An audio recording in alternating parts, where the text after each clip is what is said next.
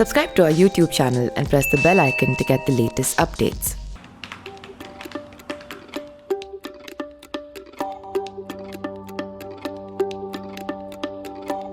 This week's national interest is about a deadly serious issue, that is the rise of the big central government again and the changing center-state relations in corona crisis.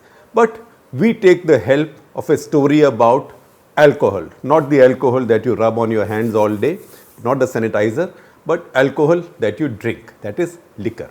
So this thought is provoked by an interview that I saw Captain Amrinder Singh, Punjab's Chief Minister, give to a Punjabi TV channel. And he said, why has the centre banned the sale of liquor because of corona crisis? And he said, liquor has nothing to do with corona.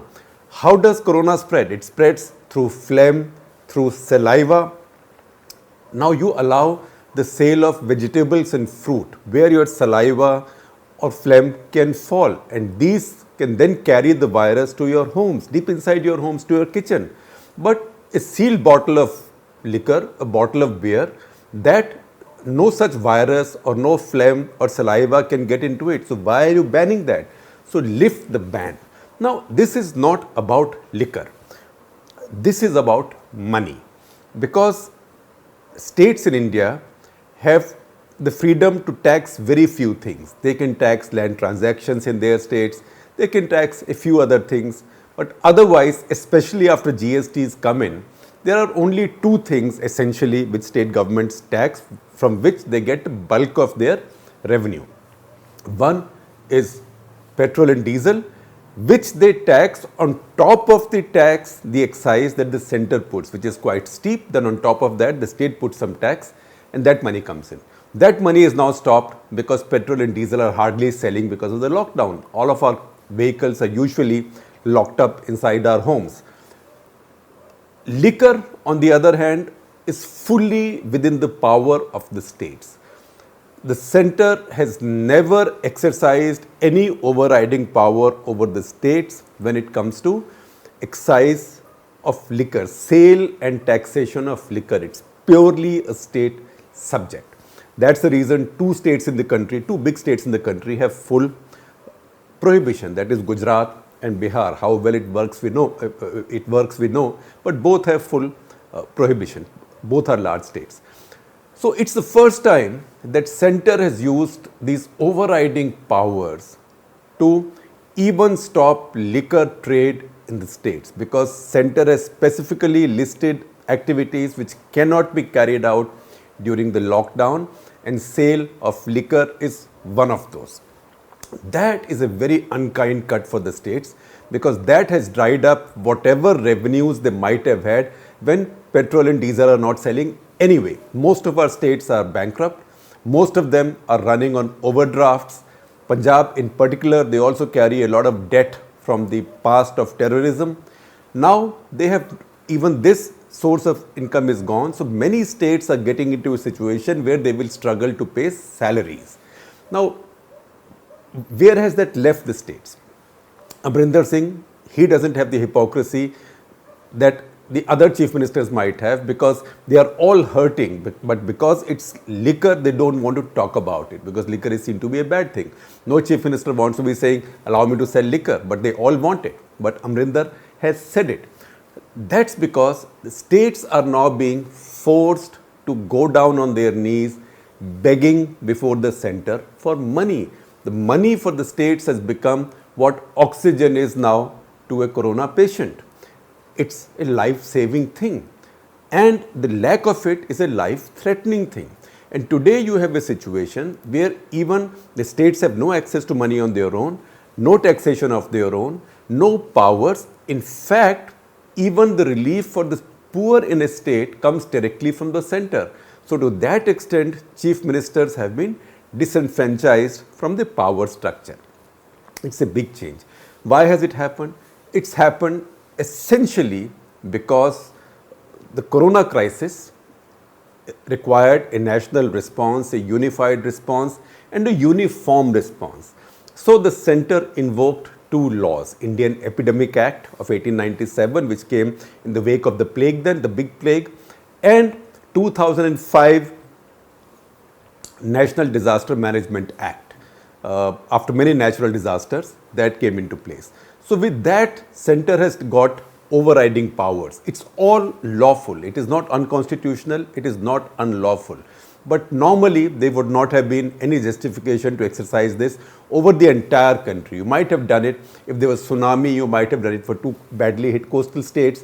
If it was the earthquake, you could have done it for that particular state which was hit by the earthquake. But now, because this pandemic is global, so once it's global, all of India is also affected by this. Center has used these laws to take these powers over the entire country.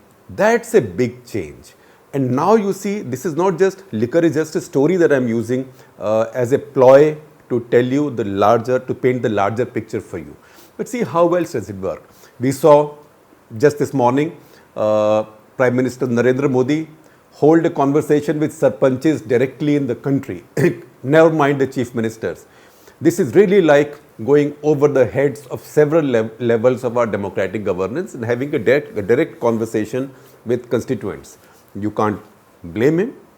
He's the Prime Minister, he can talk with anybody, but this is something which is unusual. But that is again also only just a symbol. See how it works in real life. You now have empowered teams from the center going from state to state. They are being assigned to certain states to see if the states are fully following the central norms and orders in corona control or not. They are even going and auditing the state's performance. Most states have fallen in line, Maharashtra, Rajasthan, non-BJP states, but they've been very compliant with the center. Surprising thing is that even the state which has been defiant as yet, that is West Bengal under Mamata Banerjee, it's been so defiant of the center in the past that she's refused to attend the Prime Minister's meetings with chief ministers. She's refused to go and receive him at the airport in Kolkata. She's even defied him to drive from the airport to the city. In fact, he did not drive from the airport to the city. She also fought with the center and the CBI to protect her favorite, her government's chosen IPS officer who the CBI wanted to arrest, and she won that battle.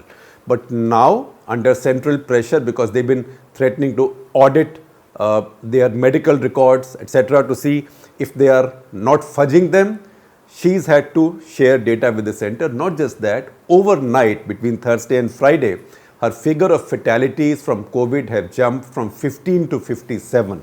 Now, this is not a numbers are not very large, but 15 to 57 overnight doesn't mean that 42 people died overnight. It is just that all these deaths which were earlier ascribed to other causes, pre-existing diseases or comorbidities, they have now been added to the COVID list. So to that extent, the center has been able to arm twist even the mighty Republic of West Bengal also. Remember, it's been decades since any center could do such a thing with a state government in West Bengal. 34 years of the left and more than 10 years now of Mamata, in fact 14 years almost of Mamata, the center has not been able to do it. So 34 and 14, almost after 5 decades, now center is exercising power over the state of West Bengal that it didn't have. Now, if you look at your constitution, our constitution was designed as a federal constitution. But for the first 35 years after independence, nobody bothered about the federal side because Congress party ruled in Delhi and it ruled most of the states. Particularly under Indira Gandhi, it became even more domineering.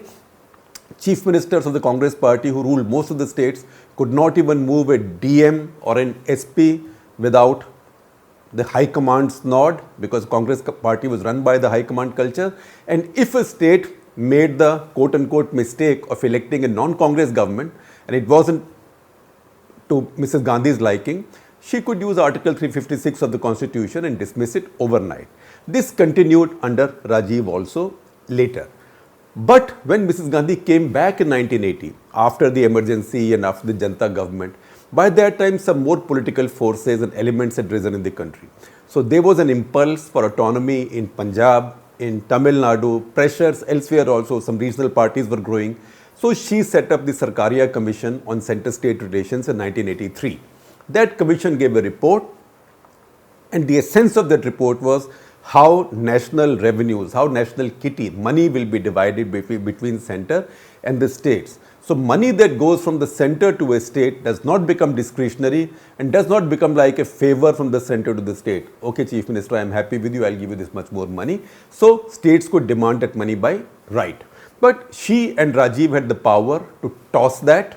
It was never implemented, but because India's politics had begun to change by 1989, Congress party lost its dominance over the country. It has never got a majority since then. And coalitions came in and many different state governments came in. Meanwhile, the use of Article 356 also became nearly impossible because of the many judgments of the Supreme Court, but essentially because of the change in political equations and balance of power in the country.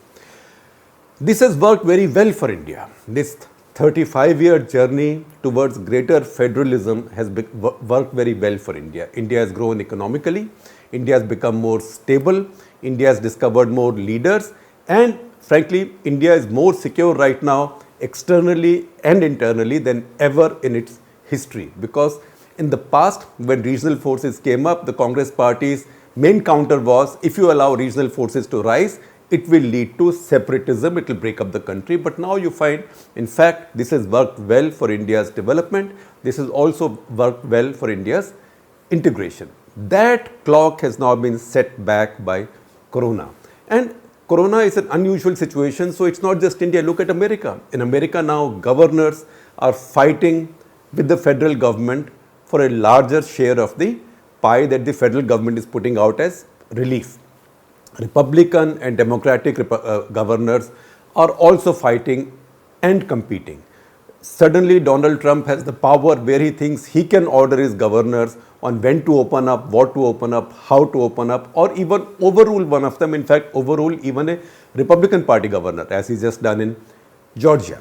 So, this is an unusual situation. But in America, institutional structures are stronger, and it's most certain that this situation will go back to the status quo.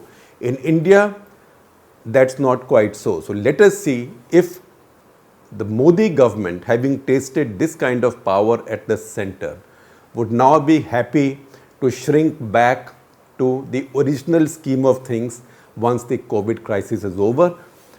If you look at your own political history, that is not very reassuring.